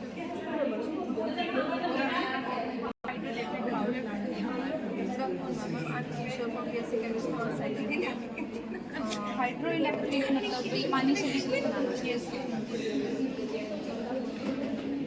सबसे पहले हम रेन वाटर को कलेक्ट कर लेंगे रेन वाटर कंटेनर में, वो पाइप के थ्रू टरबाइन ऊपर मिलेगा, जिसकी वजह से टरबाइन में blade kinetic energy mechanical energy में कन्वर्ट हो जाएगी। जैसे ही पानी टरबाइन के ऊपर गिरेगा और टरबाइन हमारा एल्टरनेटर से कनेक्ट होगा, अल्टरनेटर को रोटेट करेगा, इसकी वजह से मैकेनिकल एनर्जी इलेक्ट्रिकल एनर्जी में कन्वर्ट हो जाएगी, फिर वहाँ से इलेक्ट्रिसिटी। वाटर प्यूरिफिकेशन है मतलब वेस्ट वाटर ट्रीटमेंट है या sewerage water waste water only waste project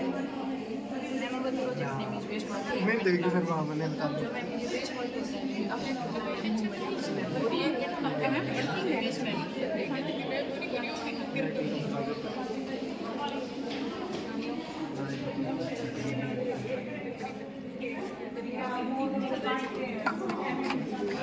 में इंडस्ट्री से कितना पानी आ रहा है स्टोरेज टैंक में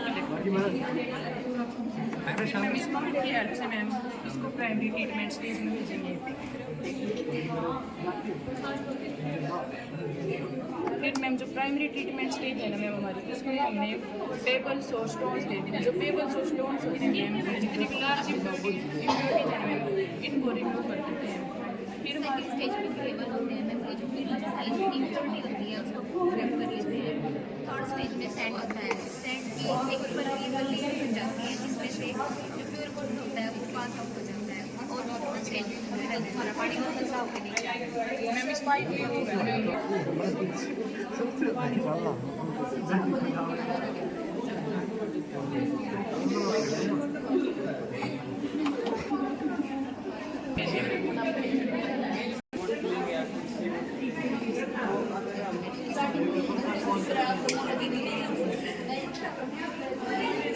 स्टील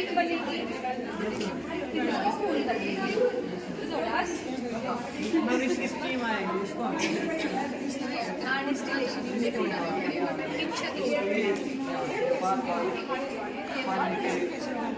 हाँ मतलब वही है डिस्टिल वाटर और ये वाटर को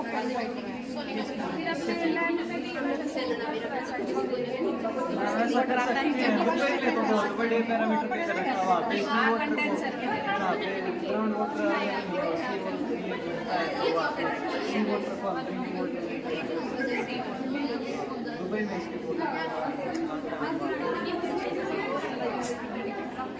सी वाटर का करा सी वाटर या सॉल्टी वाटर वैसे हम सी वाटर डिस्टिलेशन से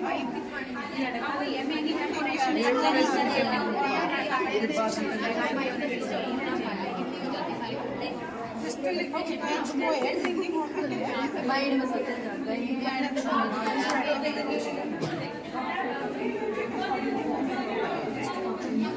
तो उसका नाम ही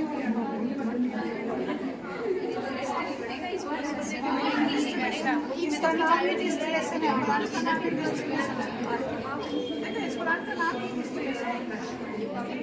ये वेपर बनाया है, वेपर को कंडेंस कर दिया।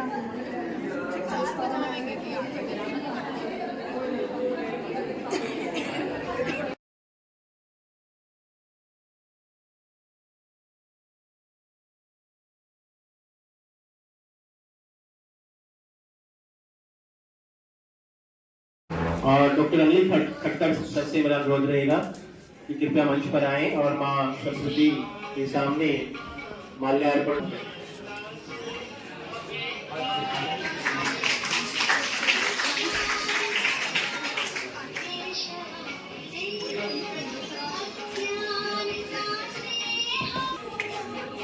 विद्या की देवी मां सरस्वती, ज्ञान की देवी, क्योंकि जिसके पास ज्ञान है उसके पास सब कुछ है।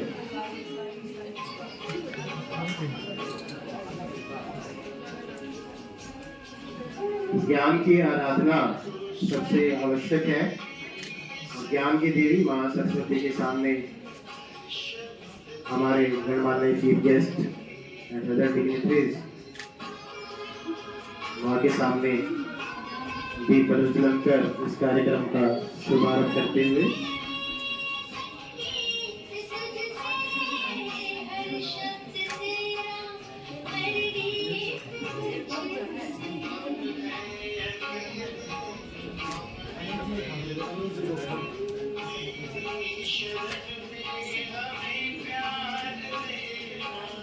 Introduce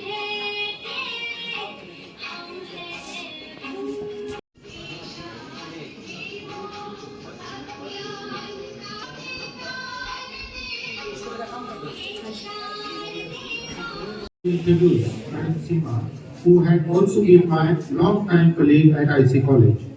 Dr. Seema James, MSc, MPhil, PhD in Zoology, joined as Assistant Professor in 1990 at Government PG College, Narnaul. Apart from small postings at Gohana and Nehru College, Jhajjar, most of her service period, that is 28 years, was completed at GPGCW Rohtak, where she worked under many esteemed principals and learned a lot.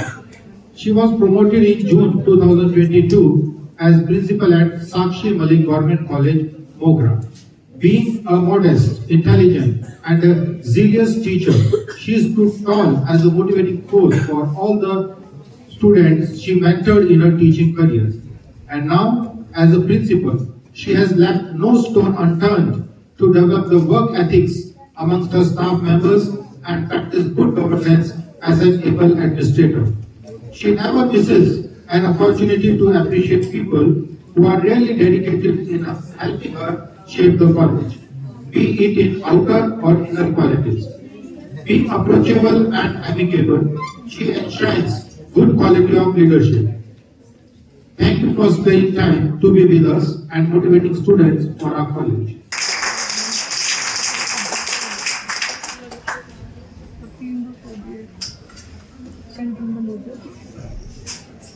Respected Dr. Mukesh Banara, President of Body, Principal Sahab,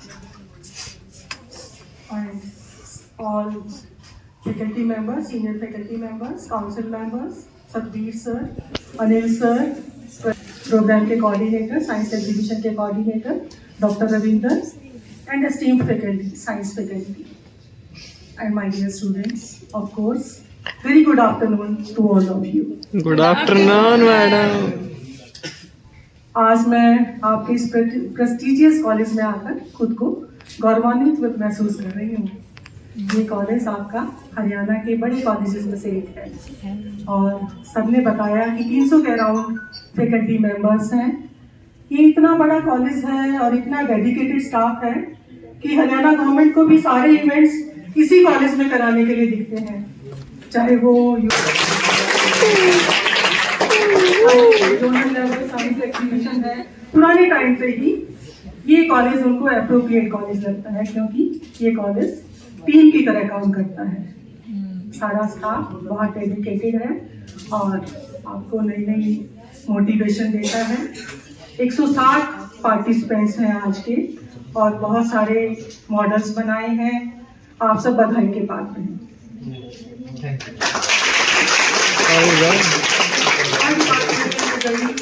नए नए innovations ideas देखे और students की मेहनत देखी, अच्छा लगा। आपके कॉलेज से मैंने 1990 में ज्वाइन किया था और मेरी तो 35 साल की सर्विस हो गई है। तो आपके कॉलेज से बहुत पुराने टाइम से जुड़ी हुई है। जब 90 में ज्वाइन किया तो प्रैक्टिकल तो होते ही हैं अपने यहाँ। प्रैक्टिकल एग्जामिनर की ड्यूटी MDU से आती थी और मैंडेटरी होती थी। अब तो फिर भी थोड़ी सी फ्लेक्सिबिलिटी है और दो प्रैक्टिकल एग्जामिनर जाते थे। तो मेरे साथ भी डॉक्टर सुरेंद्र सिंह होते थे यहाँ पे जूलॉजी के, डॉक्टर कस्तूरी लाल होते थे, कभी सोनीपत, कभी गोहाना, कभी झज्जर।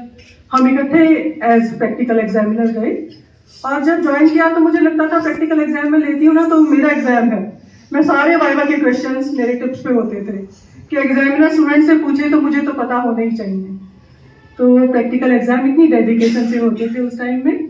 और फिर वो सुरेंद्र सर मेरे घर आते थे, हम प्रैक्टिकल एग्जाम लेके आते और फिर हम एक एक बच्चे का याद करते कि इसने वाइवा में ये बोला था, इसका इतना कैलिबर है। और एक एक बच्चे के मार्क्स लगते थे, हार्ड कॉपी सबमिट होती थी यूनिवर्सिटी में। उस टाइम प्रैक्टिकल्स को बहुत अच्छे से लिया जाता था स्टूडेंट्स। अब थोड़ा सा आप नेग्लेक्ट करने लगे, ऐसे मत कीजिए। आप प्रैक्टिकल्स को भी सीरियसली लीजिए। साइंस में प्रैक्टिकल्स का बहुत बड़ा रोल है। प्रैक्टिकल फाइल देखते ही हमें पता लग जाता था ये बच्चा इतने पानी में है। उसको खोला और हम बता देते थे इसके इतने % नंबर होंगे और वो एग्जैक्ट मिलता था स्टूडेंट्स। तो फाइल्स पे और ऑब्जर्वेशंस पे, अपने स्पेसिमेन पे और प्रैक्टिकल्स पे, सॉल्ट्स पे, फिजिकल के इंस्ट्रूमेंट्स पे ध्यान दीजिए, उसको नेग्लेक्ट मत कीजिए। मेरे प्राउड होते हैं, साइंस स्टूडेंट्स अलग ही दिखते हैं, थोड़ा सा तो डिफरेंस है आर्ट स्टूडेंट्स में और साइंस स्टूडेंट्स में। हमारे टीचर्स कहते थे ये साइंस स्टूडेंट है, देखो इसकी लुक ही अलग है। तो इस पर भी आप तालियों के हकदार हैं।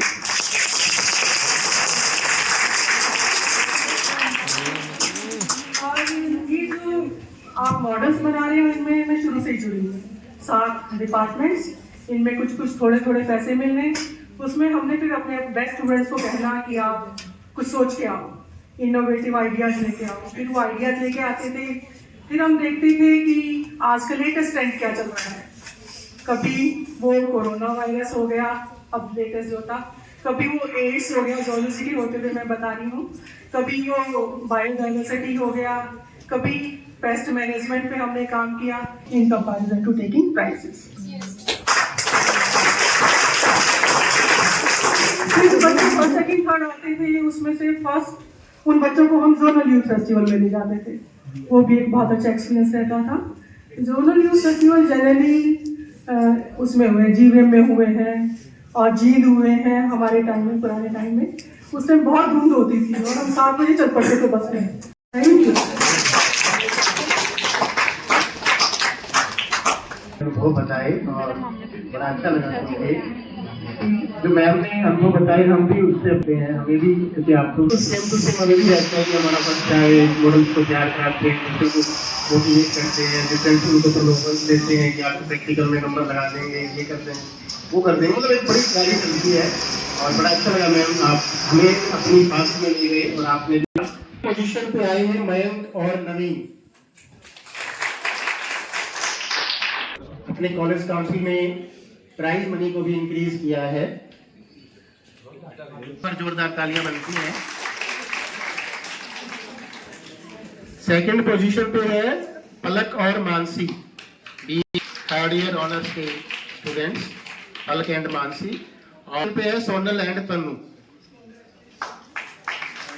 First position.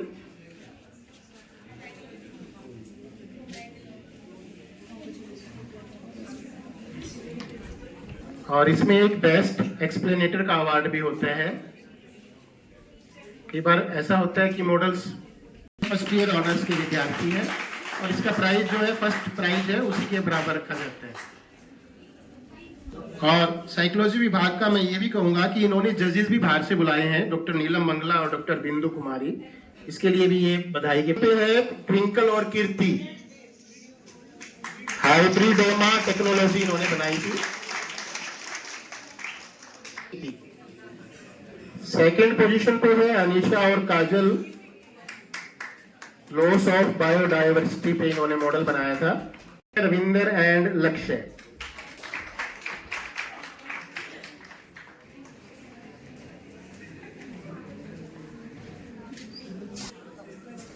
और बेस्ट एक्सप्लेनेटर का अवार्ड मिला है कुणाल को, बीएससी सेकंड ईयर का विद्यार्थी।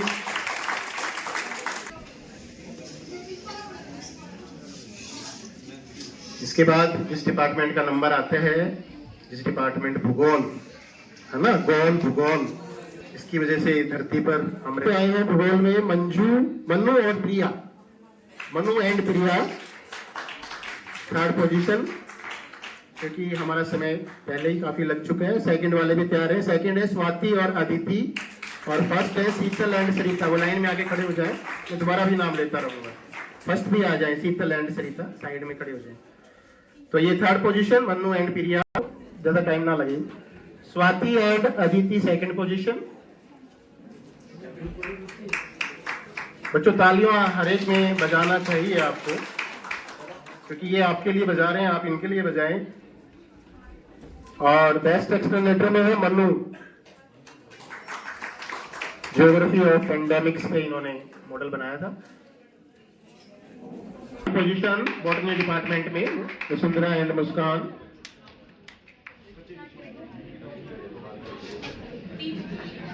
सेकंड पोजीशन है वृंदा, बुआ एंड स्मिता और फर्स्ट है गौरव एंड मैना। बॉटनी में थर्ड पोजीशन का अवार्ड लेते हुए वसुंधरा एंड मुस्कान। एक्सप्लेनेटर है अनुराग, बॉटनी में अनुराग। किसी को मशरूम कल्टीवेशन सीखनी हो तो आप इनसे कांटेक्ट कर सकते हैं। क्यों भाई?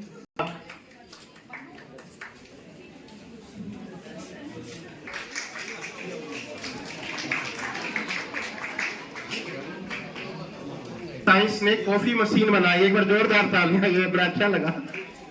कॉफी मशीन भी बच्चे बना लेते हैं कंप्यूटर साइंस के, वेरी गुड। अरे एक बार कोई नहीं जाएगा बच्चों। पे है निधि एंड निकिता, और फर्स्ट पोजीशन पे है प्रिंस एंड मनीषा, और फर्स्ट है जिन्होंने तेजस वाइस असिस्टेंट। बेस्ट एक्सप्लेनेशन में इसको अवार्ड जाता है शिक्षा को। शिक्षा के चेहरे पे जो खुशी और आत्म संतोष है ना, this is the mother of all science. देखो मैं एक्सप्लेन करूंगा अपने डिपार्टमेंट की तारीफ कि फिजिक्स के बिना कुछ नहीं है। न्यूटन, जितने भी आपने साइंटिस्ट के नाम सुनोगे मोस्टली फिजिक्स के सुने होंगे, ये भी एक फैक्ट है ना। तो फिजिक्स में थर्ड पोजीशन पे है हर्ष राठी और प्रशांत। इन्होंने वेव्स ऑफ पावर बनाया था ऑटोमेटिकली। टेस्ला पे किस तरीके से निकोला टेस्ला एक बड़े साइंटिस्ट हुए हैं लास्ट सेंचुरी के, कैसे इन्होंने पावर को जनरेट किया।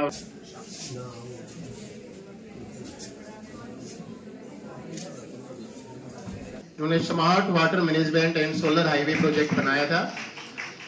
हर्ष एंड मानव, भाग्य आओ, एंड प्रीति वो भी आ जाएं। और बेस्ट एक्सप्लेनेटर है अरविंद।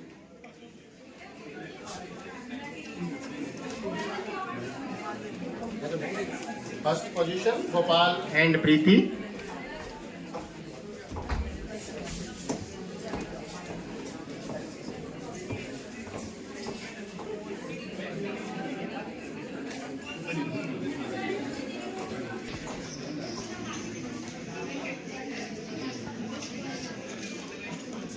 तो आखिरी में ही प्राइज दिया जाता है। तो रसायन केमिस्ट्री से आ जाए केमिस्ट्री की टीम। थर्ड पोजीशन है मुस्कान एंड काजल। और मैं कहना चाहूंगा कि केमिस्ट्री ने सबसे ज्यादा केमिस्ट्री डिपार्टमेंट ने सबसे ज्यादा मॉडल बनाए हैं। 162 स्टूडेंट से मैक्सिमम पार्टिसिपेशन केमिस्ट्री डिपार्टमेंट का रहा है, तो जोरदार तालियां बनती हैं। Muskan and Kajal third position.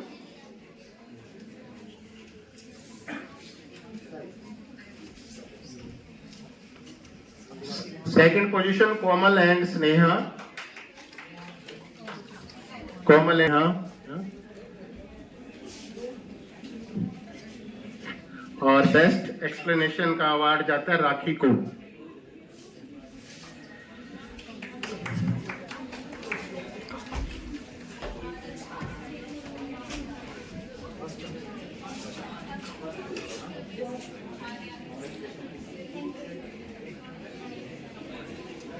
ये फर्स्ट स्टूडेंट्स है हमारे नेहा गोयल एंड नेहा। और ये महाविद्यालय का सौभाग्य है, महाविद्यालय डॉक्टर लोकेश मोखरा का यहाँ पे दोबारा से अभिनंदन करता हूँ, स्वागत करता हूँ कि उन्होंने इतना ज़्यादा समय दिया हमारे मॉडल्स को देखने के लिए, जैसे प्रवीण सर ने पहले बताया। तो इसलिए मैं उनका बहुत बहुत धन्यवाद करता हूँ कि वो आए और हमारी साथ के साथ बढ़ाई भी की इतनी ज़्यादा। कोई तो पीठ पीछे करता है, मैडम ने तो बिल्कुल मुंह के ऊपर स्वीकार किया कि हाँ ये यहाँ के जो विद्यार्थी हैं, यहाँ के टीचर जो हैं, यहाँ का स्टाफ जो है बहुत अच्छा है। इसीलिए मैं मैडम का बहुत बहुत धन्यवाद करता हूँ। अब इससे ज़्यादा मैं धन्यवाद करूँगा कि हमारे गवर्नमेंट ऑफ इंडिया का, हरियाणा सरकार का, DGHE का, कि उन्होंने हमें ये मौका दिया कि हम ये प्रोग्राम यहाँ पे करवा पाए। और उसके बाद बहुत ही अच्छे से प्रोग्राम करवाने के लिए जो आशीर्वाद रहा वो हमारे प्राचार्य डॉक्टर लोकेश बलारा का रहा, कि उनके मार्गदर्शन के अंदर सभी के सभी डिपार्टमेंट ने बहुत ही अच्छे से कार्य किया। इसीलिए मैं डॉक्टर लोकेश बलारा और भारत सरकार, हरियाणा सरकार, DGHE डिपार्टमेंट का धन्यवाद करता हूँ। और साथ के साथ उस धन्यवाद को यानी वो अधूरा रह जाएगा अगर हमें हमारे इतने होनहार स्टूडेंट ना मिलते। तो इसीलिए मैं धन्यवाद करूंगा उसके बाद हमारे उन होनहार स्टूडेंट्स का, जिसकी वजह से ये हमारा कार्यक्रम अच्छे से हो पाया। लेकिन इन होनहार स्टूडेंट्स को इस प्लेटफॉर्म के ऊपर लाने का जो कार्य किया वो हमारे शिक्षक थे, जिन्होंने दिन रात लग के साथ मेहनत करके उनको यहाँ तक इस मुकाम तक पहुँचाया। क्योंकि शिक्षक के बिना जो आपके विद्यार्थी, जैसे हम भी विद्यार्थी थे, हम भी हमारे टीचर के बिना अधूरे थे, तो उनके बिना तो ये कार्य पूरा हो ही नहीं सकता था। प्लस साथ ही साथ हमारे और पूरे कॉलेज के स्टाफ मेंबर्स, जिन्होंने हमारा पूरा दिल से यानी सहयोग दिया, पूरे कहते ही साथ हमारे साथ जुटे रहे। तो इसलिए मैं पूरे के पूरे स्टाफ मेंबर, चाहे वो क्लास 1 हो, 2 हो, 3 हो, 4 हो, कोई भी हो, एक सिंगल क्लिक के ऊपर कोई मैसेज भेजा तब वो हमारे लिए तैयार रहते थे। और इसी टाइप से वो हमारे लिए अब पहले से ही तैयार है। जो हमारा प्रोग्राम इंटर डिस्ट्रिक्ट का 13 तारीख को होने वाला है, और साथ ही साथ में जो यहाँ पे आए भी नहीं है, हमारे जो कॉलेज जो आएंगे, हमारे 31 कॉलेजों को जिसने हमने इनवाइट किया था, उनको मैं पहले से ही दिल से, हमारे प्राचार्य, हमारे पूरे स्टाफ की तरफ से, दिल की गहराइयों से उनका भी अभी से धन्यवाद करना मैं स्टार्ट कर रहा हूं। क्योंकि उन्होंने हमें समय के ऊपर अच्छे से रिस्पॉन्स दिया, और हमारा जो प्रोग्राम हम ऑनलाइन तरीके से चला रहे हैं उसको उन्होंने सक्षम बनाने का कार्य किया है। तो इसीलिए मैं उनका भी धन्यवाद करता हूं। और ओवरऑल कोई छूट गया हो तो सभी का बहुत बहुत धन्यवाद।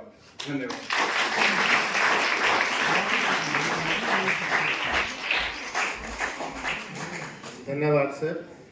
और अब राष्ट्र भक्ति के लिए हम राष्ट्रगान के लिए सभी